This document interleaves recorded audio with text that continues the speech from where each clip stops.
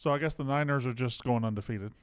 Yeah. When does 17-0 talk? When is it too soon? It's never too soon. It's never too soon. They took the last pick in the draft, and he's going to win the MVP. And they've got better players than everybody. They have too many good players.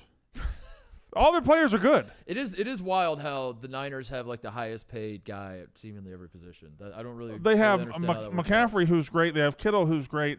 They have Bosa. They got Fred Warner. Like every player they have is incredible. Yes, Trent Williams. They're all good. and here's the thing, they did this while bricking the number 3 pick in the draft. Yeah, it makes zero sense. You're supposed to get punished for that. Everybody else, when they get number 3 pick in the draft and they fail, they fail. Yeah. They got better. All right, I'm going to start the week off. Oh, hold on. I got to stretch All right, stretch it out, man. Stretch it out. Monday morning, it's so early. Okay? I didn't want to start the show. I wanted to work myself into it. Let me get some arm circles going. Yeah, get some circles going. Because what I'm about to do. You want to stand up? Breathe in. What I'm about to do has me very fired up. I'm going to read the San Francisco 49ers schedule. Shit. We're starting off that early with schedule reading. It's Monday morning. We are 2 minutes into the show, yeah. and I'm ready to read the Niners schedule. No time better than the present. As you said, 17-0. Never been done before, correct? Correct. Well, no, that's not true. I guess the Dolphins technically would have gone that's 17. what they ended the 17-0? season. Yeah, they went 14-0 and then won 2 playoff games and a Super Bowl. So they went 17-0. 17-0. And I guess the Patriots did go 17-0. They went 18-0. Yeah. And then went 18-1. But you know what I'm saying. Ah, got it, man. You picked. Oh, man. No one's gone. Before I read the schedule, do we care now that the New England Patriots went undefeated? Yeah. And blew it in the Super Bowl. Do we care about an undefeated regular season at this point? It has to be finished. I mean, we care about getting the perfect season would be incredible, but they have to finish it. If the Niners are 13-0 and then they shut down the start, I guess that might be a little early. I don't know if they can shut down. They've got too many good players. I think even their backups are good. I don't think the Niners are capable of shutting down. Do you remember when the Colts would do that with – like the Colts were – Yeah. Maybe I just remember because I was growing up in Indy. But I remember like there were a couple of occasions where it felt like the Colts had a chance to go undefeated in the regular season. And Jim Sorgi would finish the season. Yeah, and then Jim Sorgi would finish the season. And people around Indy especially would go fucking bananas like, we got to go for undefeated season. But now that the Patriots have done it, do you as like a neutral observer of the San Francisco 49ers season, would you care? Would you care? Would you be like, this is pussy of you when you're 16-0 to rest your starters and 17-0? I would. I love that we're five games into the season. It's October 9th. We're taking this very seriously. I would. Yeah. No, I don't know. All right. Do you think they would? You know what, Brandon? That is a very tough question that I just posed to you. Let me do a little something. Let me throw something a little easier at you. The Middle East. Your thoughts on what's going on? That's easy. All right. All right. I'm gonna read the fuck out of the schedule. So they're 5-0, obviously. Yeah. You tell me when it's time to get serious about 17-0. Okay. When it's time when we could open the show talking about 17-0 and it wouldn't be insane. It would be time to. At the Cleveland Browns. I'll just point out that we have already started. We have started, right. But it's insane. We started it, but we are insane for starting it that way. We did do it. We'll continue to do it. I'm just saying, when will people nod along with us and be like, okay, now it's acceptable instead of these two? At Cleveland? At Cleveland, Sunday. It's a little tricky. The exercise is not. Yeah. Okay. The exercise is not will they win, Brandon. Got it. It's when will it become real? I'm telling you, they're going to win all of these games. Okay. You tell me when you're like, oh shit, 17-0 is happening. So they're 5-0 now. They're 5-0 now. So that would be 6. Go. At Cleveland is 6-0. Mm-hmm. At Minnesota 7. Okay. Got it. You're just gonna count. Got it. I need to count because I have a number of where. Okay. All right. Home versus the Bengals. We're at 8. Bye week in week 9. 8. At Jacksonville. Mm-hmm. Home versus Tampa Bay. Okay. At Seattle and then. Because at Seattle then at Philly. I think it's got to be at Philly. It's at Philly. I didn't know they played at Philly. December 3rd. This is why we read the schedules on this show. A lot of people out there didn't realize December 3rd at Philly. Here's the thing. Titus, at Philly, right? Let's say Philly wins. At what point do we get serious about 17-0? I saw TJ made the title of this show, the Niners are by far the best team in the NFL. Well, or something like that. It is funny. Is it by far?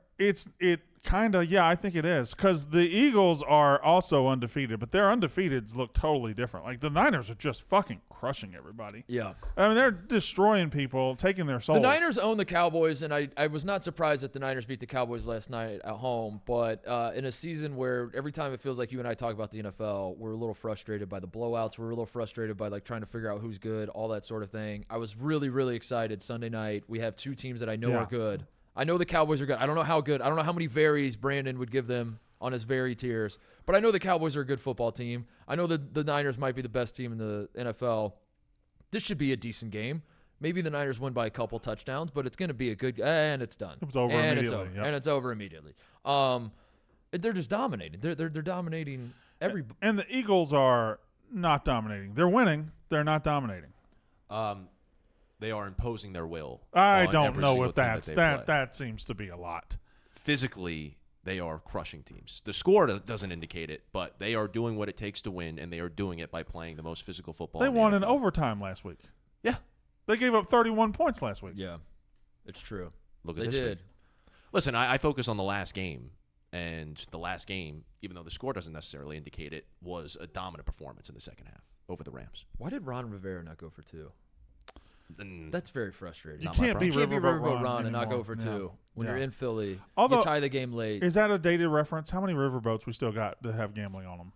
It's a great point. Why were riverboats? Was it like are rivers international waters? I think was that the idea? If you're on water, anything you can goes. do whatever the fuck you want. Do whatever you want. Gambling's illegal. Yeah. Now we're on a boat. Yeah. We're gonna do it. We're in a small river. There's land right there, but. Doesn't matter out here. I never fully understood that. Why? We still got riverboats. Wasn't that the? There's Cincinnati has one. Brandon, we stayed in one in Omaha. Really? That was a casino. That was a casino that had a riverboat. Wasn't the hotel was on land? The casino was in the water. Yeah, but it's not a boat that goes down the river. The one in Louisiana where we watched the NCAA championship. Yeah. Whoever runs that, what's it called? LeBerge? LeBerge, yeah. LeBerge. Sure. Isn't that what I said? LeBerge. LeBerge. The guy walking me around, as I was like checking in the room, he told me like half the casino is on water technically because then they have to do that. The casino's on water, but the hotel part because was again, not. you can do anything on water. You can do whatever you want on water. But you're walking around the property and you're like, we're definitely not on water. But then he's like, no, we are. If like a tidal wave came through, I don't know. After the show, let's go down to the Chicago River, get on a boat. We'll do a bunch of shooting guns. Do a bunch of blow. We'll kill some hookers. Who cares? It's on water. I got to get on water so I can let loose. Can you lose a nickname, by the way? If you're Riverboat Ron and you have the Eagles, the NFC champions. At home, you score a late touchdown. You have an opportunity to go for two. You have a team that, like, the Commanders, maybe they are dog shit now. Maybe they're considered dog shit after the Bears game. But at the time, the Commanders aren't a spot where everyone's like, it's Super Bowl or bust, obviously. So, like, the Commanders are a team that would be a candidate to be like, we have no business being here against the Eagles. We might as well try to steal the win. Sure. And he doesn't go for two. Can you lose your nickname? I don't think you can, but I think it then becomes ironic. Yeah. Where you're like, oh, Riverboat Ron over here, he's a pussy. Yeah. Yeah. So I think it just changes its meaning. College basketball people have been trying to take Mr. March from Izzo for like decades at this point. Well, they should have. And then every time he goes back, every time he like goes on a little bit of a run, he yanks it back. If they haven't already taken it, they'll never be able to get it because it's Mr. March. But Izzo's always like kind of looming as like the next run is coming. Like this year, Michigan State's gonna be really good, so it's like kind of he's always like one run away from saying I'm still Mr. March, bitch. Has anybody ever lost a nickname? I've been trying to think about it. I can't. There isn't one that comes to mind off the top of my head. Aaron Hernandez was the not murderer, and then he kind of lost it. Yeah, and then he fucked that up. Yeah, that's a classic example. You're talking about the not murderer over there.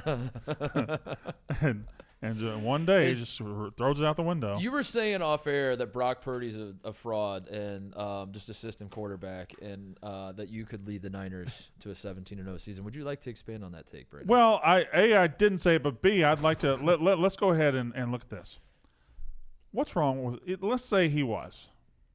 What's wrong with being a system quarterback? That sounds fine. I've never really understood that either. That sounds fine. If I can go out and be really good for a team, who gives a fuck? Yeah, because I think it's really important to people that they figure out who people want orders. So you want GOAT status, and you want rankings, and you want all that shit, and you want to be able to contextualize it. And if Brock Purdy was on the Chicago Bears, he wouldn't be 5-0 right now. And it's like facts. Right. Yes. But what is that? Who cares? Steph Curry is a system player, but they built a system around him. His shooting changed. They shoot a lot of threes because of him. At this point, too, with the Niners, they've had. It's not like Purdy took over as quarterback when Shanahan got there, and he's been the only quarterback Shanahan's had. But again, they drafted a guy number 3, and he didn't work in that system. He didn't work. So the system, if you could plug anybody in, why did the number 3 pick not work? Good question, Mark.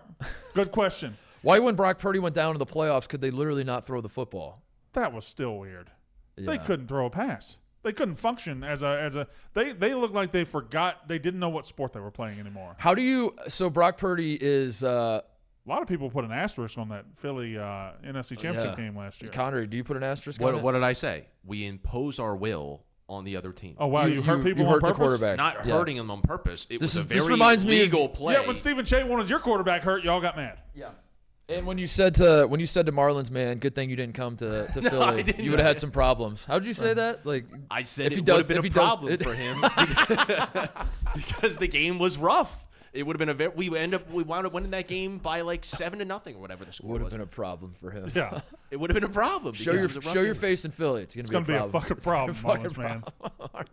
Because of the play on the field. Connor's got a crowbar. He's just tapping in his hand. Yeah. Marlins man walks up. And remember, what was his point last week? That Philly fans really love their teams. Yeah, they just love their teams, man. They're different. Nobody else does. Nobody else loves their teams.